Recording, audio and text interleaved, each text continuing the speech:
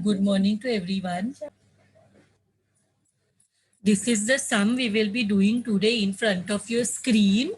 Operating capacity 40%. Now, what is this operating capacity?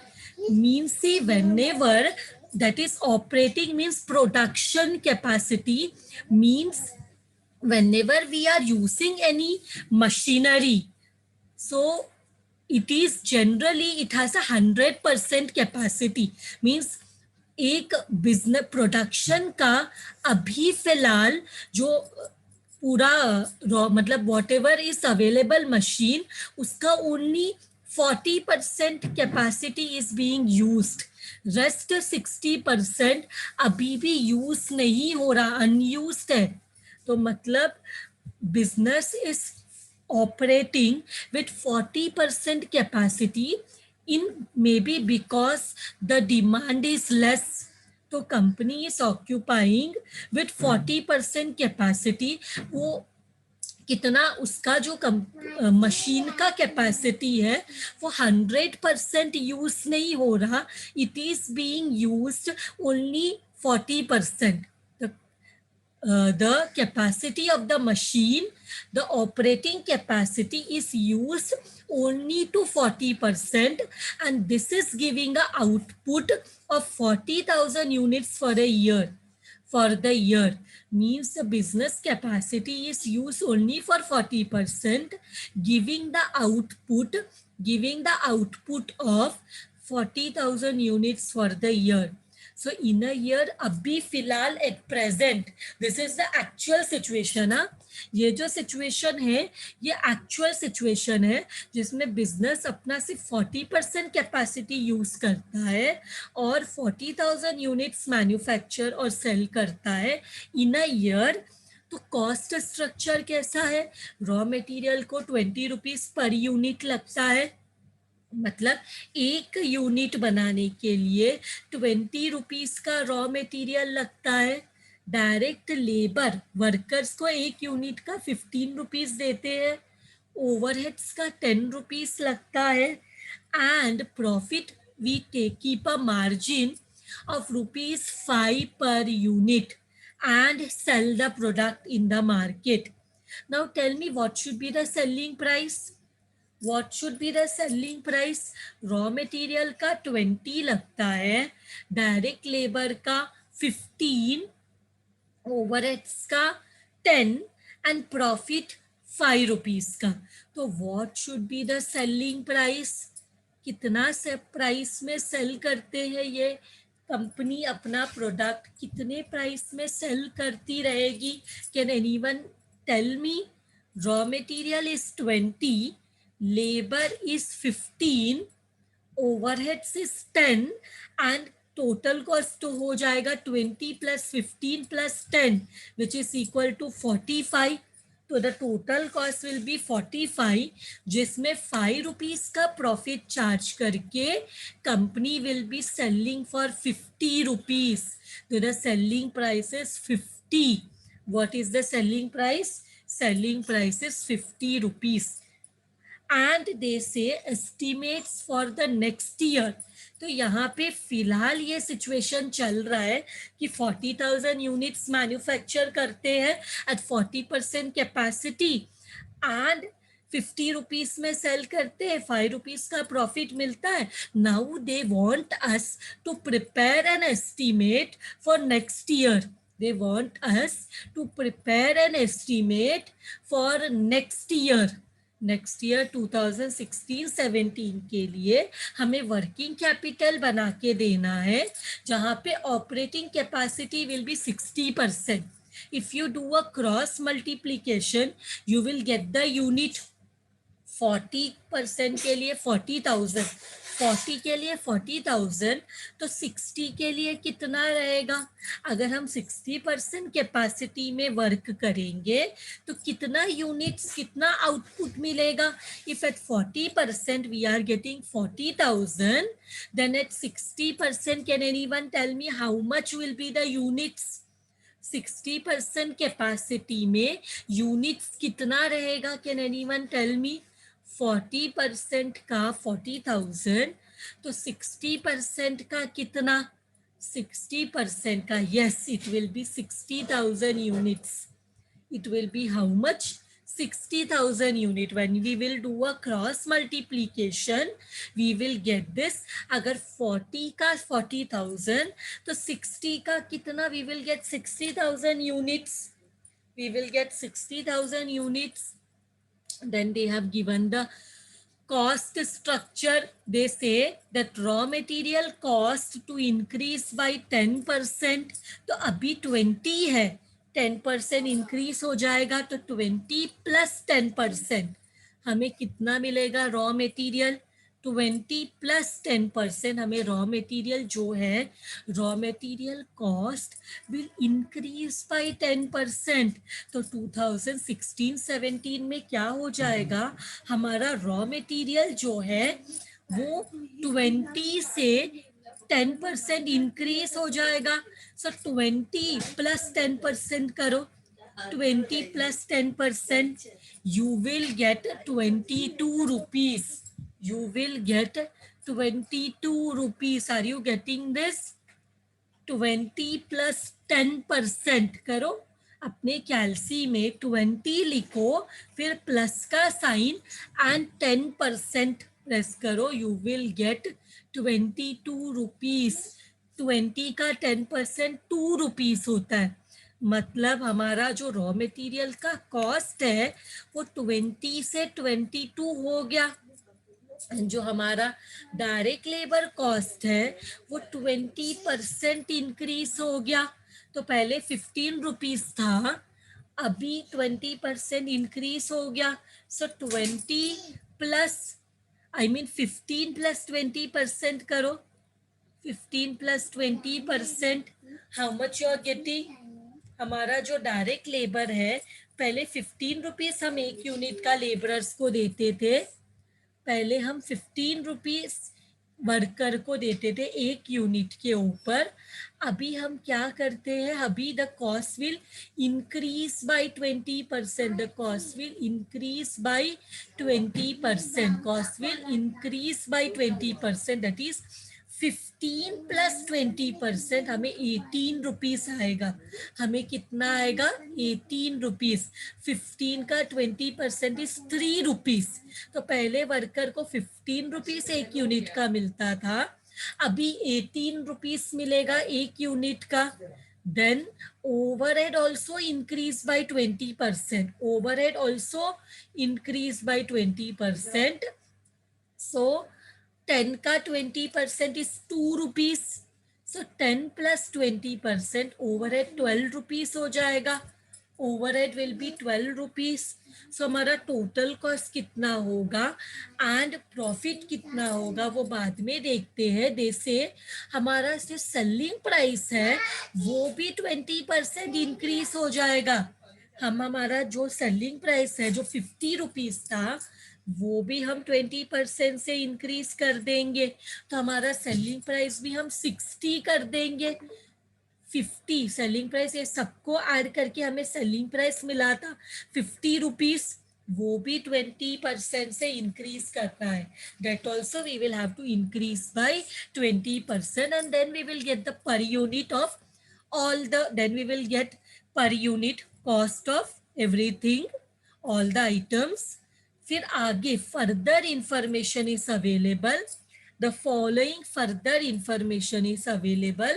Production, purchase, production and sales pattern is assumed be even throughout the year. तो पूरा production, purchase, sales, all the pattern is assumed to be even. Raw material stock में 1 month रहेगा. Raw material जो है stock of raw material will be in stock for one month. Production process मतलब WIP भी 1 month का time लेता है, जहाँ पे लेबर एंड ओवरहेड्स इवनली अक्रूव करेंगे. तो हम जब भी कुछ भी नहीं दिया रहता है तो मटेरियल 100% लेते हैं, raw material 100%, and labor and overheads we take 50% complete. Finished goods will remain in stock for 2 months. Customer हमारा डेटा 2 मंथ का हम उनको क्रेडिट अलाउ करते हैं. Time lag in payment of labor. Time lag means outstanding. Labor outstanding is 1 month. Suppliers means creditors. Allow us a credit of 1 month. Time lag in payment of overheads means outstanding overheads is half a month.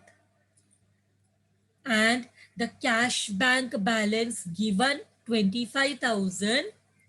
Calculate debtors on cost basis, मतलब हमें debtors को selling price में नहीं value करना, हमें debtors को total cost में value करना है. And 20% of the purchase will be on cash basis. मतलब हम क्रेडिटर जो है, अब बताओ मुझे, जब हम परचेस करते हैं 20% कैश में करते हैं तो क्रेडिट में कितना परसेंट रहेगा? If we are purchasing 20% on cash, can you tell me credit में कितना रहेगा? If 20% is on cash basis, 80% will be on credit basis. Means when we are purchasing raw material, 20% हम कैश दे के खरीदते हैं, इसका मतलब रिमेनिंग 100 माइनस 20, रिमेनिंग 80% हम क्रेडिट में परचेज करते हैं. और जब हम क्रेडिट में परचेज करते हैं वो हमारा क्रेडिटर्स है, that will be our creditors. So let us start our solution.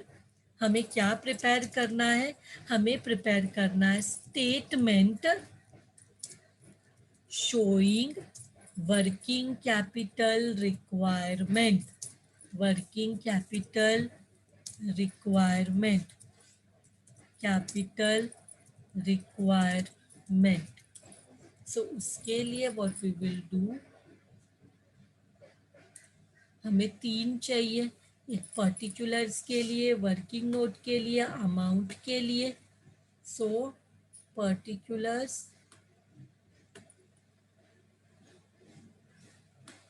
And यहाँ पे लिखते हैं for the period. What is the period for which we will have to prepare the working capital? It is 2016-17. It is for 2016-17. 2016-17 is for the period estimate, required for the period estimate period 2016-17. Here we will write particulars. Here we will write working. Here we will write rupees.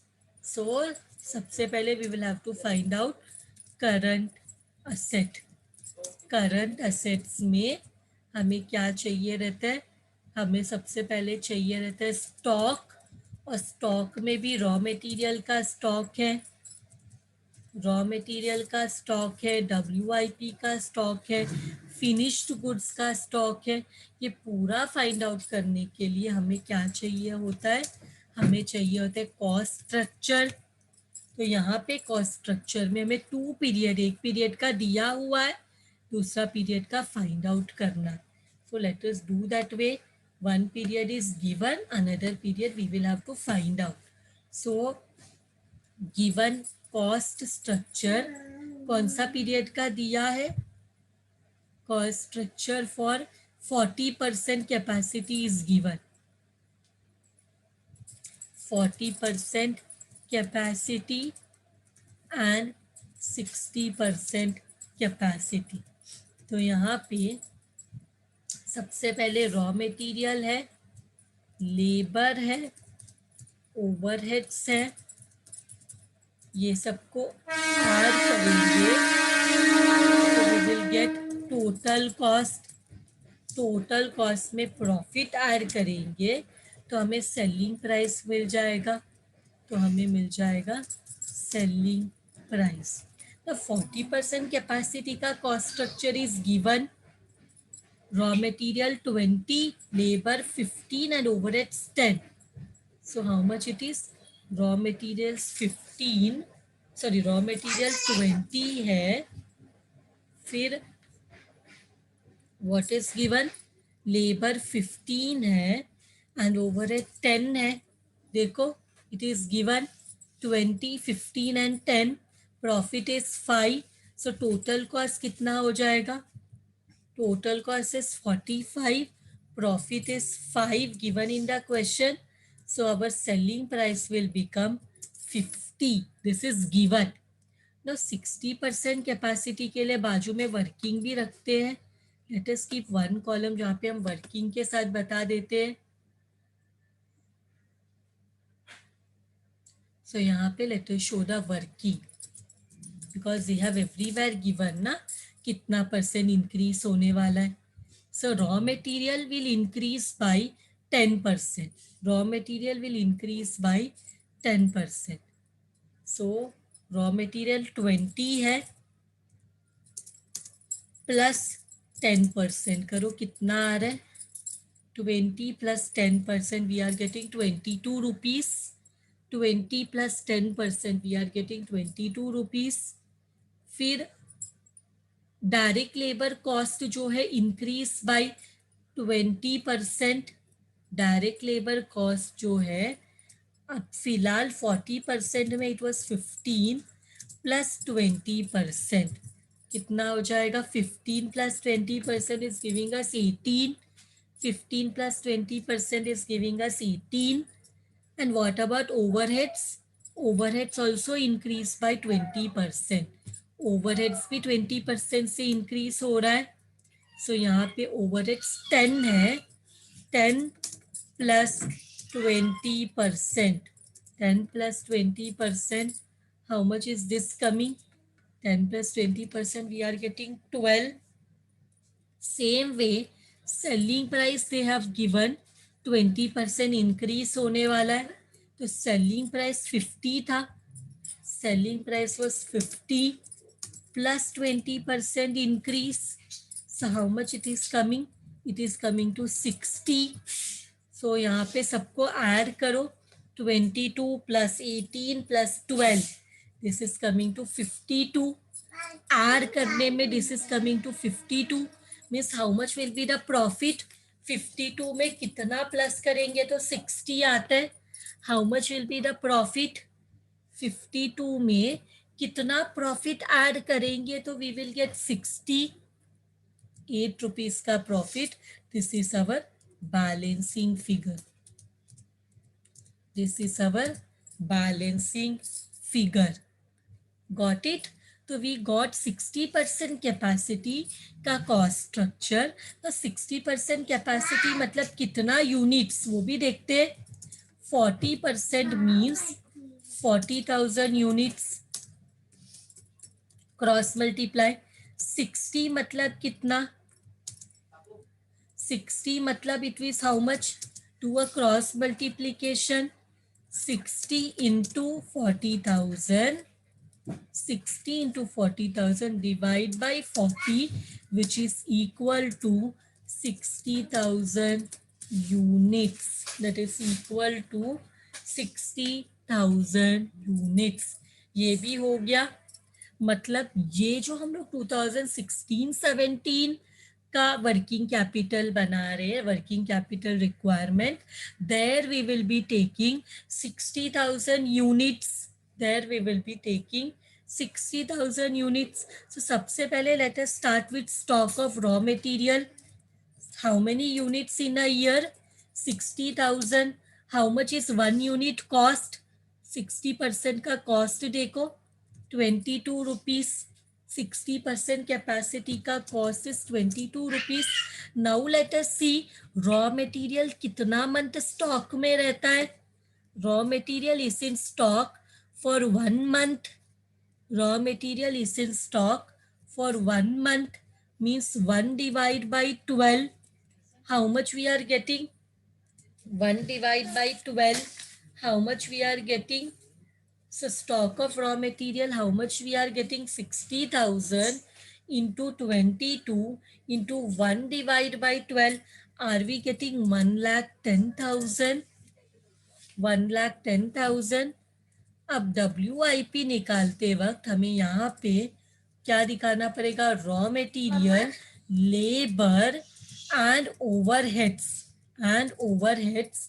So we have to find out for all the three. So when we are doing WIP, we will have to find out for all the three. So how much is raw material, पहले तो देखते हैं production period कितना है। WIP के लिए production process takes 1 month, production process takes 1 month, तो हमारा प्रोडक्शन प्रोसेस भी 1 मंथ है। So let us see here, raw material per unit का 22 rupees into 1/12 because production takes a period of 1 month into हमें कितना करना है, because we assume material is 100% used, तो 60,000 into 22 into 1/12 into 100% will give us 1,10,000। फिर labour का again 60,000 into labour का per unit is 18 rupees into production take 1 month into labour and overheads हम मानते 50% काम हुआ है, 50% काम किया है। सो 60,000 into 18 into 1/12 into 50%, how much we are getting? Are we getting 45,000? इसके बाद we have 60,000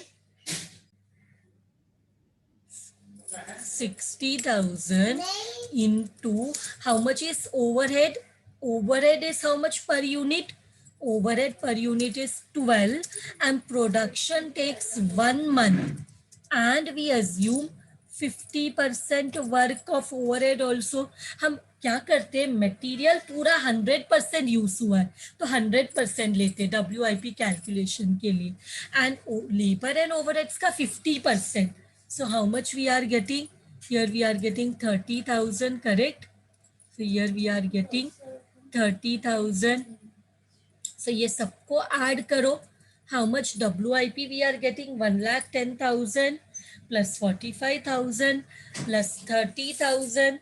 We are getting 1,85,000. Now next one is finished goods का stock. फिनिश गुड्स का स्टॉक कितना है, how much is stock of finished goods?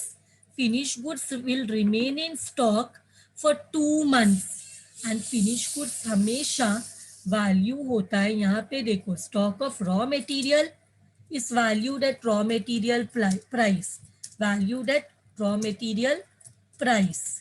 WIP तो हम लोग labour raw material का 100%, लेबर का 50%, ओवरहेड का 50% इसमें वैल्यू करते हैं, जो भी उसका पर यूनिट है वो लेते हैं। रॉ मटेरियल के लिए रॉ मटेरियल का पर यूनिट, लेबर के लिए लेबर का पर यूनिट, ओवरहेड्स के लिए ओवरहेड का per unit. Now this is valued, finish goods is valued at total cost, valued at total cost. So what is the total cost? Let us see. What is the total cost? Total cost is how much? Total cost is 52 rupees. Total cost कितना है? 52 है। And हम पूरा year में 60,000 units manufacture करते हैं, 52 rupees is the total cost and 2 month stock में रहता है finish goods. Finish goods is in stock for 2 months. So how much we are getting? How much we are getting this one? How much is the finished goods stock? How much are we getting the finished goods stock? Is it coming 5,20,000? Please check. Is it coming 5,20,000? Now next one is debtors. Next one is debtors.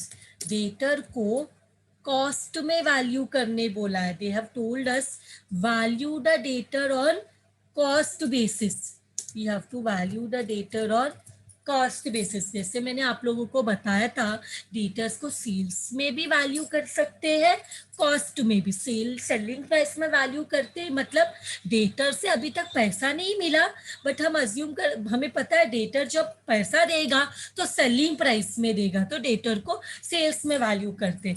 But our conservative concept says कि debtor ने अभी तक पैसा तो नहीं दिया, तो हम डेटर में जो प्रॉफिट एलिमेंट है वो साइड में रख के डेटर को सिर्फ कॉस्ट में वैल्यू करना चाहिए। तो हम क्वेश्चन में कॉस्ट में भी कर सकते हैं, we can value the debtor on cost as well as sales, दोनों both are considered to be correct. But when question says that you have to value on cost basis, then you have to follow that only. When the question is specific that ऐसे ही करना है, तो we will have to follow the same way.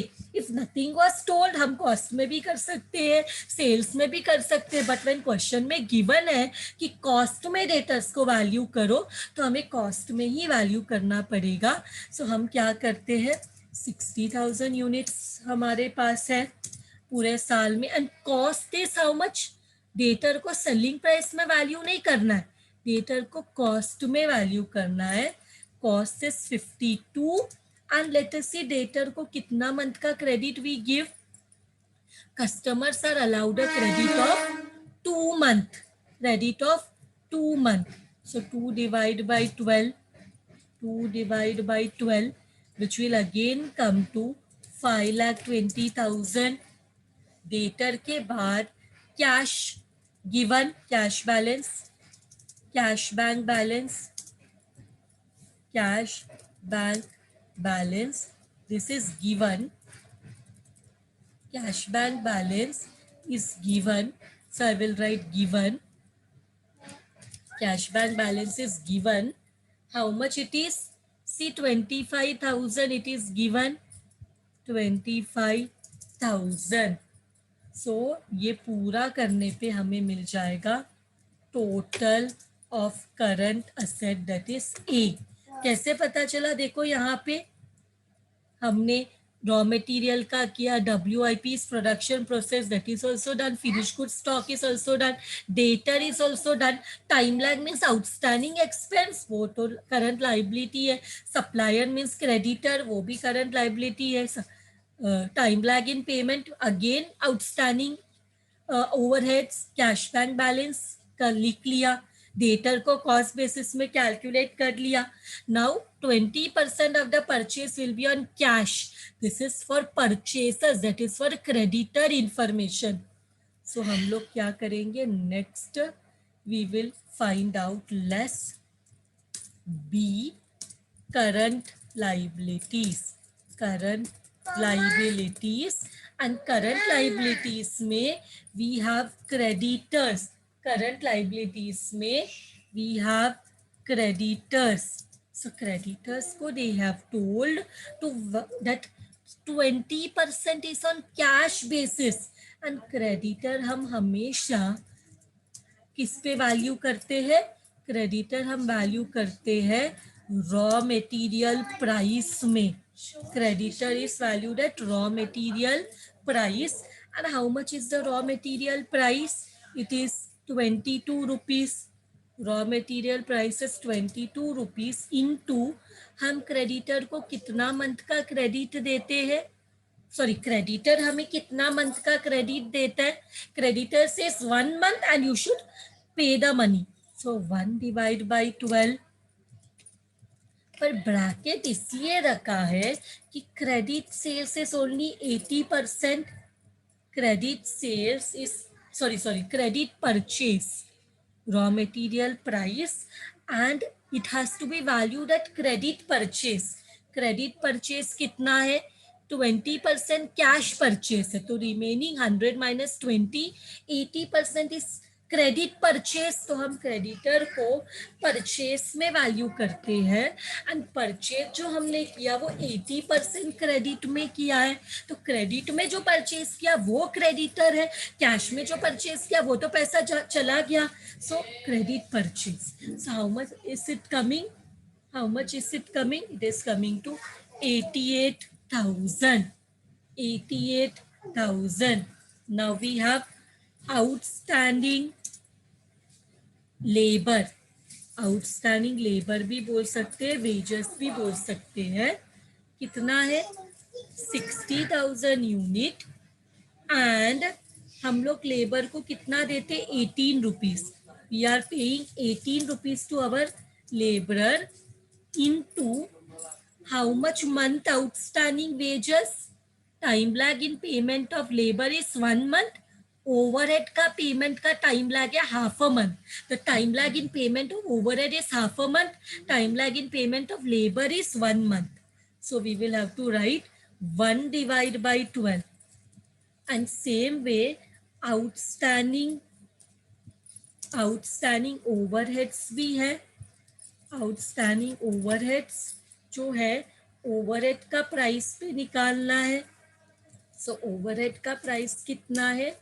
Overhead का price 12 है into 0.5. Half a month है. Half mean 0.5. So how much this is coming? 90,000. This is coming to be 90,000 and this is coming to be 30,000. This is coming to be 30,000. Now we will write total current liability, that is B. How much it is coming? 88,000 plus 90,000 plus 30,000, which is equal to 2,08,000. Current asset is 1,10,000, 1,85,000, 5,20,000, 5,20,000 plus 25,000, which is equal to 13,60,000. Now what we want? We want the net working capital. Net working capital, which is A minus B. A minus B, जिसमें हम 13,60,000 में से 2,08,000 we will minus, then we will get 11,52,000, which is our final working capital, which was asked in the question. And with this sum is done. Thank you very much, everyone.